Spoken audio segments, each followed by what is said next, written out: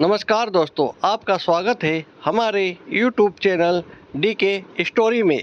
जय श्री कृष्णा मित्रों, आप भी श्री कृष्णा जी के परम भक्त हों तो चैनल को सब्सक्राइब जरूर करें। आज हम बात करेंगे श्रीमद् भगवत गीता के द्वितीय अध्याय की और इसका नाम है ऊंक योग। मित्रों, इस अध्याय को बहुत ही सरल शब्दों में हम आपके सामने प्रस्तुत करने की कोशिश करेंगे। तो चलिए वीडियो शुरू करते हैं। श्रीमद् भगवत गीता अध्याय 2 सांख्य योग। जय श्री कृष्ण। दोस्तों, पहले अध्याय में आपने सुना कि किस प्रकार दुर्योधन की सेना में अपने रिश्तेदारों गुरुजनों को देखकर अर्जुन के पैर कांपने लगे। युद्ध में अपने कुल के नाश का डर अर्जुन को सताने लगा। शोक से संतप्त हुआ मन वाला अर्जुन युद्ध भूमि में बाणों सहित धनुष को त्याग कर रथ के पिछले भाग में बैठ गया। अब श्री भगवान उसका उत्तर देंगे और इस अध्याय का नाम है सांख्य योग। अब यहाँ से शुरुआत होती है उस ज्ञान की जिसके लिए भगवत गीता दुनिया का सबसे महानतम ग्रंथ है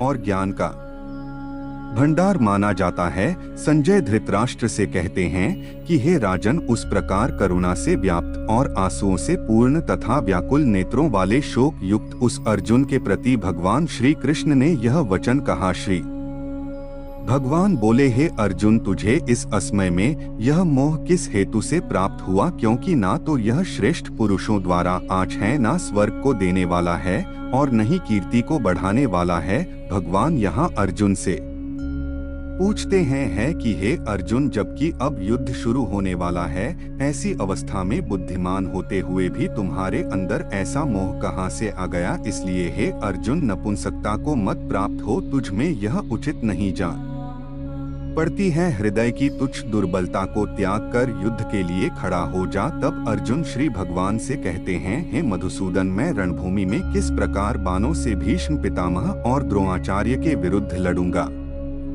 क्योंकि हे अरिसूदन, वे दोनों ही पूजनीय है। इसलिए इन महानुभाव गुरुजनों को न मारकर मैं इस लोक में भिक्षा मांगकर खाना कल्याण काक समझता हूँ। क्योंकि गुरुजनों को मारकर भी इस लोक में रुधिर से सने हुए अर्थ और काम रूप भोगों को ही तो भोग होगा। इसमें अर्जुन ने यह भाव दिखलाया है कि गुरुजनों को मारना सर्वथा अनुचित है। उनको मारकर भी क्या मिलेगा? ना तो मुक्ति मिलेगी और ना ही धर्म की सिद्धि होगी। केवल इस लोक में अर्थ और काम रूप तुच्छ भोग ही तो मिलेगा, जिनका मूल्य इन गुरुजनों के जीवन के सामने कुछ भी नहीं है। हत्या के फल स्वरूप मेरे हाथ उनके रक्त से सने हुए ही होंगे। इसलिए ऐसे भोगों को प्राप्त करने के लिए गुरुजनों का वध करना कदापि उचित नहीं है। हम यह भी नहीं जानते कि हमारे लिए योद्धा करना और ना करना, इन दोनों में से कौन सा श्रेष्ठ है, अथवा यह भी नहीं जानते कि उन्हें हम जीतेंगे या हमको वे जीतेंगे। जिनको मारकर हम जीना भी नहीं चाहते, वे ही हमारे आत्मीय धृतराष्ट्र के पुत्र हमारे मुकाबले में खड़े हैं। इसलिए मैं आपसे पूछता हूँ कि जो साधन निश्चित कल्याण काक हो वह मेरे लिए कहिए, क्योंकि मैं आपका शिष्य हूँ। इसलिए मुझको शिक्षा दीजिए, क्योंकि भूमि में निष्कटक धन धान्य संपन्न राज्य को और देवताओं के स्वामी पने को प्राप्त होकर भी मैं उस उपाय को नहीं देखता हूँ जो मेरी इंद्रियों के सुखाने वाले शोक को दूर कर सके। इसमें अर्जुन ने यह भाव दिखलाया है कि युद्ध में विजय पा लेने पर ज्यादा से ज्यादा मैं इस पृथ्वी पर राज्य प्राप्त कर लूंगा, परंतु यदि मुझे देवताओं का आधिपत्य भी मिल जाए तो भी वह मेरे इंद्रियों को डोट सुखा देने वाले शोक को दूर करने में समर्थ नहीं है। इसलिए मुझे कोई ऐसा उपाय बताएं जो मेरी इंद्रियों को सुखाने वाली शोक को दूर करके मुझे सदा के लिए सुखी बना दे। संजय धृतराष्ट्र से कहते हैं, हे राजन, निद्रा को जीतने वाले अर्जुन अंतर्यामी श्री कृष्ण महाराज के प्रति इस प्रकार कहकर फिर श्री गोविंद भगवान से कहकर कि युद्ध नहीं करूंगा और चुप हो गए। हे भरत वंशी धृतराष्ट्र अंतर या श्री कृष्ण महाराज दोनों सेनाओं के बीच में शोक करते हुए उस अर्जुन को हंसते हुए यह वचन बोले। श्री भगवान बोले, हे अर्जुन, तू न शोक करने योग्य मनुष्यों के लिए शोक करता है और पंडितों जैसे वचनों को कहता है, परंतु जिनके प्राण चले गए हैं उनके लिए और जिनके प्राण अभी नहीं गए हैं उनके लिए भी ज्ञानी जन शोक नहीं करते। ना तो ऐसा ही है कि मैं किसी काल में नहीं था, तू नहीं था, अथवा यह राजा लोग नहीं थे और ना ऐसा ही है कि इससे आगे हम सब नहीं रहेंगे। जिस प्रकार जीवात्मा की इस देह में बालकपन, जवानी और वृद्धावस्था होती है, वैसे ही मरने के बाद नए शरीर की प्राप्ति होती है। उस विषय में धीर पुरुष मोहित नहीं होता। इसमें श्री भगवान के कहने का भाव है कि जिस प्रकार बालकपन, जवानी और बुढ़ापा ये अवस्थाएं आत्मा की नहीं होती है, स्थूल शरीर की होती है और आत्मा में उनका आरोप किया जाता है, ठीक उसी प्रकार एक शरीर से दूसरे शरीर में आना जाना भी वास्तव में आत्मा का नहीं होता, सूक्ष्म शरीर का ही होता है और उसका आरोप आत्मा में किया जाता है। इसलिए इस तत्व को नहीं जानने वाले अज्ञानी जन ही मरने वाले का शोक करते हैं। वीर पुरुष ऐसा नहीं करते, क्योंकि उनकी दृष्टि में आत्मा का शरीर से कोई संबंध नहीं है। इसलिए तुम्हारा शोक करना उचित नहीं है। हे कुंती पुत्र, सर्दी, गर्मी और सुख दुख को देने वाले इंद्रिय और विषयों के सहयोग तो उत्पत्ति, विनाश, छल और अनित्य है। इसलिए है भारत, तू उनको सहन कर। इसमें श्री भगवान के कहने का भाव है कि सर्दी, गर्मी, सुख दुख यह सब इंद्रियों के विकार हैं। इसलिए उसे क्षण भंगुर और अनित्य समझ और शोक मत कर, क्योंकि हे पुरुष श्रेष्ठ, दुख सुख को समान समझने वाले जिस धीर पुरुष को यह इंद्रिय और विषयों के सहयोग व्याकुल नहीं करते, वह मोक्ष के योग्य होता है। दोस्तों, हमारे जीवन में भी दुख आने पर हम दुखी हो जाते हैं, जबकि ज्ञानी पुरुष जानता है कि अगर दुख घर में प्रवेश किया है तो सुख भी जरूर दरवाजे पर ही खड़ा होगा। इसलिए जो मनुष्य किसी भी विषम पर परिस्थिति से व्याकुल नहीं होता, वैसा ज्ञानी मनुष्य परमात्मा की प्राप्ति का पात्र बन जाता है। असत वस्तु की सत्ता नहीं है और सत का अभाव नहीं है। इस प्रकार इन दोनों का ही तत्व ज्ञानी पुरुषों द्वारा देखा गया है। इसमें भगवान श्री कृष्ण का भाव है कि असत अर्थात शरीर, इंद्रिय की कोई सत्ता यानी भाव नहीं है। इसलिए अपने स्वजनों के शरीर की नाश की आशंका से शोक करना अनुचित है। सत का भाव यहाँ परमात्मा से है। परमात्मा सर्वव्यापी है, अखंड और निर्विकार है। इसलिए यदि तुम आत्म रूप से अपने स्वजनों के नाश की आशंका करके शोक करते हो तो भी तुम्हारा शोक करना उचित नहीं है। ना शहित तो तू उसको जान जिससे यह संपूर्ण जगत दृश्य वर्ग व्याप्त है। इस अविनाशी का विनाश करने में कोई भी समर्थ नहीं है।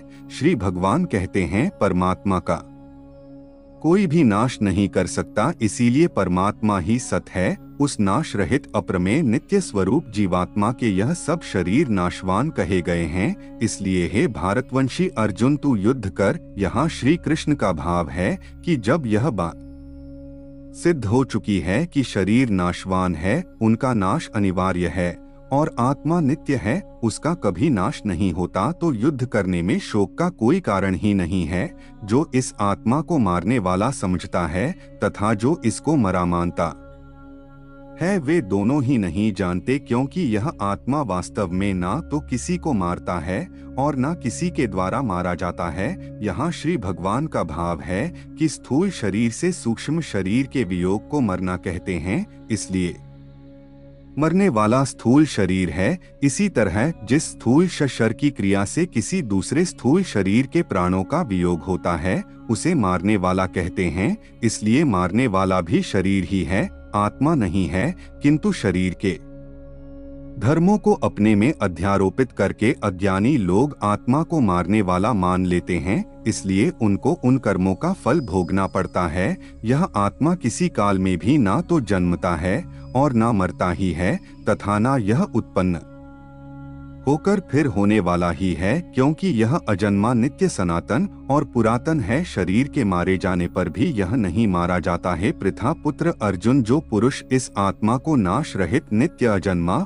और अव्यय जानता है, वह पुरुष कैसे किसको मरवाता है और कैसे किसको मारता है। यहाँ श्री भगवान का भाव है कि स्थूल शरीर द्वारा किसी को मारना या मरवाना यह आत्मा का काम नहीं है। इसलिए किसी के लिए भी किसी प्रकार का शोक करना उचित नहीं है। जैसे मनुष्य पुराने वस्त्रों को त्याग कर दूसरे नए वस्त्रों को ग्रहण करता है, वैसे ही जीवात्मा पुराने शरीरों को त्याग कर दूसरे नए शरीरों को प्राप्त होता है। इस आत्मा को शस्त्र नहीं काट सकते, इसको आग नहीं जला सकती, इसको जल गीला नहीं कर सकता और वायु इसे सुखा नहीं सकती है।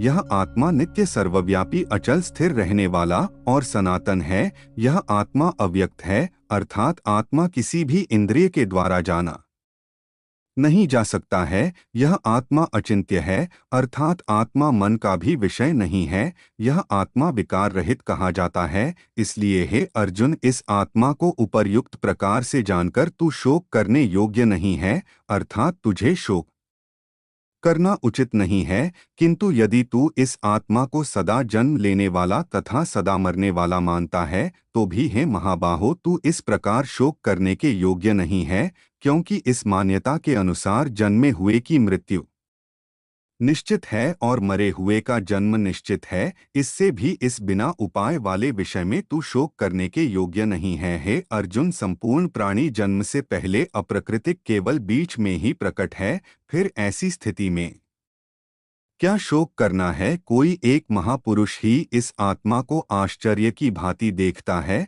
वैसा ही दूसरा कोई महापुरुष ही इसके तत्व का आश्चर्य की भांति वर्णन करता है, तथा दूसरा कोई अधिकारी पुरुष ही इसे आश्चर्य की भांति सुनता है, और कोई कोई तो सुनकर भी इसको नहीं जानता। यहाँ श्री भगवान का भाव है कि आत्मा आश्चर्यमय है, इसलिए से देखने वाला संसार में कोई विरला ही होता है, और वह उसे आश्चर्य की भांति देखता है। जो महापुरुष परमात्मा को जानने वाले हैं, जो संपूर्ण वेदों और शास्त्रों के ज्ञाता हैं, वे ही आत्मा का वर्णन कर सकते हैं, और उनका वर्णन करना भी आश्चर्य की भांति होता है। इस आत्मा के वर्णन को सुनने वाला सदाचारी आस्तिक पुरुष भी कोई विरला होता है, और उसका सुनना भी आश्चर्य की भांति होता है।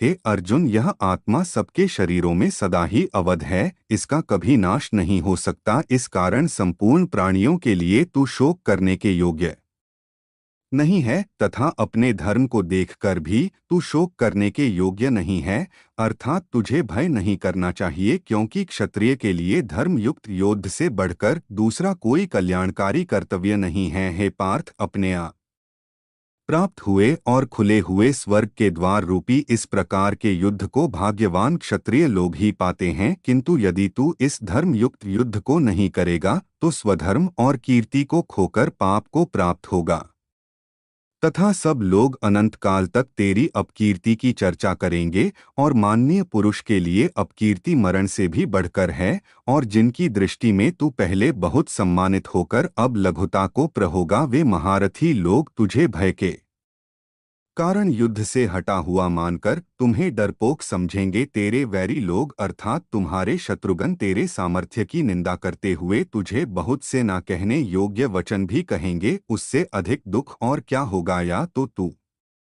युद्ध में मारा जाएगा और स्वर्ग को प्राप्त होगा, अथवा संग्राम में जीतकर पृथ्वी का राज्य भोगे। इस कारण है अर्जुन, तू के लिए निश्चित करके खड़ा हो जा। हार जीत, लाभ हानि और सुख दुखों को समान समझकर युद्ध के लिए तैयार हो जा। इस प्रकार युद्ध करने से तू पाप को नहीं प्राप्त होगा। हे पार्थ, यह बुद्धि तेरे लिए ज्ञान योग के विषय में कही गई, और अब तू इसको कर्म योग के विषय में सुन। जिस बुद्धि को जानकर तू कर्मों के बंधन को भली भांति त्याग देगा, अर्थात सर्वथा नष्ट कर डालेगा। इस कर्मयोग में आरंभ का अर्थात बीज का नाश नहीं है, और उल्टा फल रूप दोष भी नहीं है, बल्कि इस कर्मयोग रूप धर्म का थोड़ा सा भी साधन जन्म मृत्यु रूप महान भय से रक्षा कर लेता है। यहाँ श्री भगवान के कहने का भाव है कि कर्मयोग का कभी नाश नहीं होता। इसके संस्कार साधक के अंतःकरण में स्थित हो जाते हैं, और वे साधक को डोट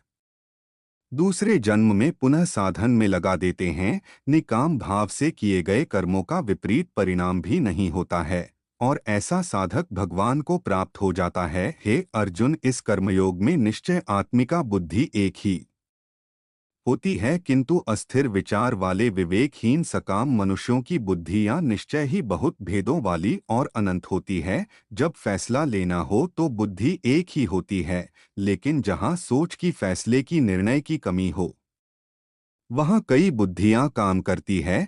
यहाँ अनिर्स के बारे में कहा गया है, जब आप फैसला नहीं ले पाते हैं तो ना जाने कई दिशाओं में आपका ध्यान आपकी बुद्धि जाती है, लेकिन अगर आप निर्णय करने की सोच ले तो उसके बाद सिर्फ उस काम को करने का ही प्रण होता है। हे अर्जुन, जो भोगों में तन में हो रहे हैं, जो कर्मफल के प्रशंसक वेद वाक्यों में ही प्रीति रखते हैं, जिनकी बुद्धि में स्वर्ग ही परम पप्या वस्तु है और जिसके लिए स्वर्ग से बढ़कर दूसरी कोई वस्तु ही नहीं है, यानी ऐसे लोग जो कर्म के बदले में होने वाले सिर्फ फल या लाभ की बात करते हैं, तो वह कर्म नहीं स्वार्थ बन जाता है, उसे कर्म नहीं कह सकते। हैं अर्जुन, जो अज्ञानी लोग सिर्फ दिखाव शोभा युक्त वाणी को कहते हैं, वह ढोंगी होते हैं। वह कहते बहुत कुछ है लेकिन करते बहुत कम है। ऐसे लोगों से बचकर रहना चाहिए जो कर्म की बातें सिर्फ भोग और ऐश्वर्य के लिए करते हैं, जिनका ध्येय सिर्फ भोग और ऐश्वर्य है। उन पुरुषों की परमात्मा में निश्चयम का बुद्धि नहीं होती है। अर्जुन, वेदों के कर्मकांड हमारी प्रकृति के 3 गुणों से जुड़े हैं, इसलिए तू उन भोगों एवं उनके साधनों में आसक्तिहीन है। शोकादि द्वंद से रहित योग और क्षेम को ना चाहने वाला और स्वाधीन अंतःकरण वाला हो। यहाँ श्री भगवान कहते हैं, वेद भी सिर्फ 3 गुणों में समाप्त हो जाते हैं, उससे आगे वे भी नहीं जानते। उससे आगे है कर्मयोग। श्री भगवान का कहना है कि कर्म करो लेकिन उससे आसक्ति मत रखो। बेहद बड़े जलाशय के प्राप्त हो जाने पर छोटे जलाशय में मनुष्य का जितना प्रयोजन रहता है, उसी तरह से जिसने ब्रह्मा तत्व को समझ लिया तब उसके लिए वेदों की कोई आवश्यकता नहीं रह जाती है। तेरा कर्म करने में ही अधिकार है, उसके फलों में कभी नहीं। इसलिए तू कर्मों के फल के लिए काम मत कर, लेकिन ऐसा भी ना हो कि तू काम ही मत कर। कर्म करना है लेकिन फल के लिए नहीं है। धनंजय, तू आसक्ति को त्याग कर तथा सिद्धि और असीम में समान बुद्धि वाला होकर योग में स्थित हुआ। कर्तव्य कर्मों को कर, फल की इच्छा के लिए कर्म मत कर। तुमको कर्मयोगी बनने के लिए संभाव में स्थित होकर कर्म करना चाहिए। सकाम कर्मों को बुद्धि योग की अपेक्षा अत्यंत नीचा बतला कर भगवान ने भाव दिखलाया है कि सकाम कर्मों का फल नाशवान क्षणिक सुख की प्राप्ति है और कर्म योग का फल परमात्मा की प्राप्ति है। इसलिए दोनों में दिन और रात की भांति महान अंतर है। इस समत्व उप बुद्धि योग से सकाम कर्म अत्यंत ही निम्न श्रेणी का है। इसलिए हे धनंजय, तू सम बुद्धि में ही रक्षा का उपाय ढूंढ, अर्थात बुद्धि योग का ही आश्रय ग्रहण कर। सम बुद्धि युक्त पुरुष पुण्य और पाप दोनों को इसी लोक में त्याग देता है, अर्थात उनसे मुक्त हो जाता है। इससे तू समत्वरूप योग में लग जा। यह समत्वरूप योग ही कर्मों में कुशलता है, अर्थात कर्म बंधन से छूटने का उपाय है, क्योंकि संबुद्ध से युक्त ज्ञानी जन कर्मों से उत्पन्न होने वाले फल को त्याग कर जन्म रूप बंधन से मुक्त होकर निर्विकार परम पद को प्राप्त हो जाते हैं। जिस काल में तेरी बुद्धि मोहरूप दलदल को भली भांति पार कर जाएगी, उस समय तू सुने हुए और सुनने में आने वाले इस लोक और परलोक संबंधी सभी भोगों से वैराग्य को प्राप्त हो जाएगा। भांति भांति के वचनों को सुनने से विचलित हुई तेरी बुद्धि जब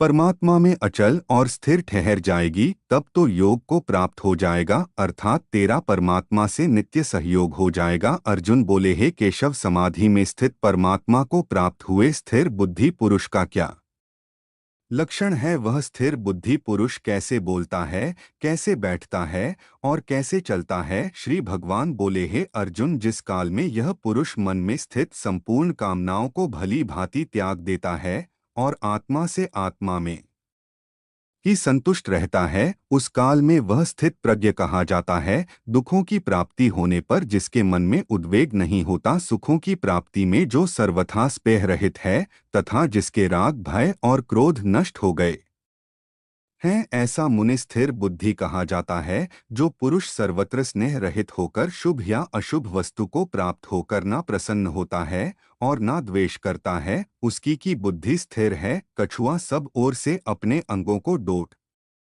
जैसे समेट लेता है, वैसे ही जब यह पुरुष इंद्रियों के विषयों से इंद्रियों को सब प्रकार से हटा लेता है, तब उसकी बुद्धि स्थिर है, ऐसा समझना चाहिए। इसलिए साधक को चाहिए कि वह उन संपूर्ण इंद्रियों को वश में करके समाहित चित होकर मेरा ध्यान करें, क्योंकि जिस पुरुष की इंद्रियां वश में होती है उसी की बुद्धि स्थिर हो जाती है। विषयों का चिंतन करने वाले पुरुष की उन विषयों में आसक्ति हो जाती है। आसक्ति से उन विषयों की कामना उत्पन्न होती है और कामना में विघ्न पड़ने से क्रोध उत्पन्न होता है। क्रोध से भ्रम पैदा होता है। स्मृति में भ्रम हो जाने से बुद्धि का नाश हो जाता है और बुद्धि का नाश हो जाने से उस पुरुष का पतन हो जाता है। जिस प्रकार हवा के झके नाव को भटका देती है, ठीक उसी प्रकार मनुष्य की इंद्रियां उसकी बुद्धि को भटका देती है। इसलिए हे महाबाहो, जिस पुरुष की इंद्रियां उसके बस में होती है उसी की बुद्धि स्थिर है। भगवान श्री कृष्ण कहते हैं, जिस प्रकार समुद्र की स्थिति अचल है, भारी से भारी आंधी तूफान आने पर या अनेक नदियों के जल प्रवाह उसमें प्रविष्ट होने पर भी वह अपनी स्थिति से विचलित नहीं होता, मर्यादा का त्याग नहीं करता, उसी प्रकार परमात्मा के स्वरूप में स्थित योगी की स्थिति भी सर्वथा अचल होती है। बड़े से बड़े सांसारिक सुख दुखों का सहयोग वियोग होने पर भी उसकी स्थिति में जरा भी अंतर नहीं पड़ता। वह योगी परमात्मा में नित्य निरंतर अटल और एकाग्र स्थित रहता है। जो मनुष्य संपूर्ण कामनाओं को त्याग कर ममता रहित, अहंकार रहित और स्पृहा रहित होकर विचरण करता है, वही मनुष्य शांति प्राप्त कर पाता है। हे पार्थ, यह आध्यात्मिक जीवन का पथ है, अर्थात ब्रह्मा की प्राप्ति का पथ है, जिसे प्राप्त करके मनुष्य कभी मोहित नहीं होता है। यदि कोई जीवन के अंतिम समय में भी इस पथ पर स्थित हो जाता है, तब भी वह मेरे परम धाम को डोट प्राप्त होता है। इस प्रकार उपनिषद, ब्रह्म विद्या तथा योग शास्त्र रूप श्रीमद् भगवत गीता के श्री कृष्ण अर्जुन संवाद में सांख्य योग नाम का दूसरा अध्याय संपूर्ण हुआ। दोस्तों, आपको यह वीडियो पसंद आया हो तो चैनल को सब्सक्राइब और वीडियो को लाइक करें और शेयर भी करें और कमेंट में जय श्री राधे लिखना ना भूलें। जय श्री कृष्णा।